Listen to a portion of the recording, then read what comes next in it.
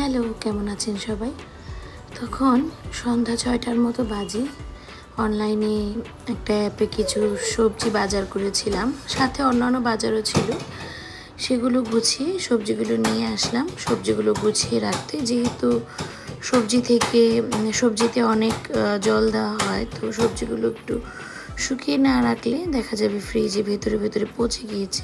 যদিও এটা অনেক সময় সাপেক্ষ কাজ, ইদানিং আমার এই কাজগুলো খুব একটা করা হয় না। কিন্তু এখন বাচ্চার জন্য খাবার বসিয়েছিলাম, রাতের খাবার।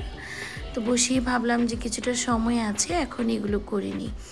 তো আমি প্রথমে সব যে বড় বড় সবজিগুলো ছিল ওগুলো প্যাকেট থেকে বের করে রাখলাম। এখন পালং শাকটা নিলাম। পালং শাকের ভেতরে দেখেন কি পরিমাণ জল আর কি পরিমাণ বালি। তো এগুলো প্রথমে আমি একটি কুলার মধ্যে রেখে দিচ্ছি, এগুলো শুকিয়ে যাবে।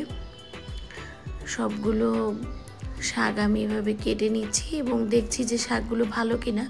শাকগুলো কাটতে কাটতে দেখলাম শাকের মধ্যে যে ডাঁটিগুলো আছে, মানে ডাটা যে স্ট্যাম্পগুলো, সেগুলো কিন্তু ভালোই কচি। আমি চাইলে ওইগুলো শাকেও দিয়ে দিতে পারি, কিন্তু মনে হলো ওইটা দিয়ে একটি নতুন রান্না করব, তাই ওগুলোকে আলাদা আলাদা করে কেটে গুছিয়ে রাখছি।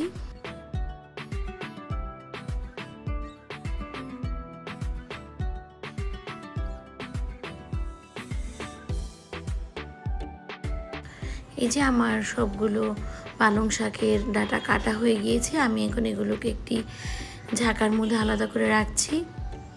এবার আমি একাটি কলমি শাক এনেছিলাম, সেটা কেটে নেব।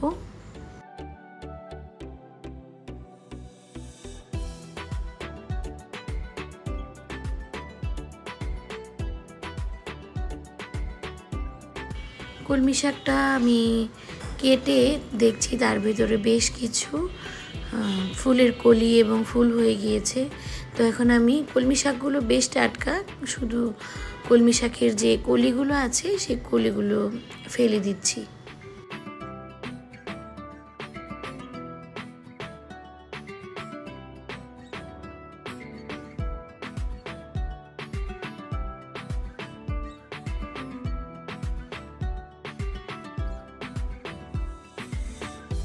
এখন কিন্তু বাজারে বেশ ভালো ধনিয়া পাতা উঠছে, তো 2-আটি ধনিয়া পাতা এনেছিলাম, সেগুলোকেও আমি পরিষ্কার করে নিচ্ছি। দেখলাম শাকগুলো কিন্তু বেশ টাটকা। তবে এই শাকগুলো যদি আমি এখন পরিষ্কার না করে রেখে দিতাম, তাহলে দেখা যেত যে সব ভেতরে নষ্ট হয়ে গিয়েছে, কারণ শাকে অনেক জল ছিল। তো এই যে আমি ধনিয়া পাতাগুলোকে কেটে ধনিয়া পাতাগুলোকেও সুন্দর করে বেছে নিচ্ছি। কাটার পর আমার মনে হলো যে ধনিয়া পাতার যে স্ট্যান্ডগুলো রয়েছে এগুলোও কিন্তু বেশ ভালো। তো আমি যেই রান্নাটা করতে চাচ্ছি সেখানে এগুলো আমি ব্যবহার করতে পারি। তো এগুলোকেও আমি আলাদা করে কেটে নিচ্ছি।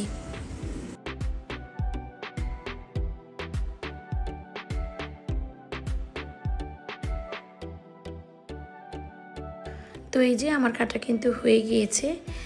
বেশ সময় সাপেক্ষ কাজ হলেও যখন এভাবে সব কিছু পরিষ্কার পরিচ্ছন্ন গুছানো দেখি তখন কিন্তু খুব ভালো লাগে, তাই না? এখন এখানেই শেষ করছি। অনেক অনেক ধন্যবাদ সবাইকে।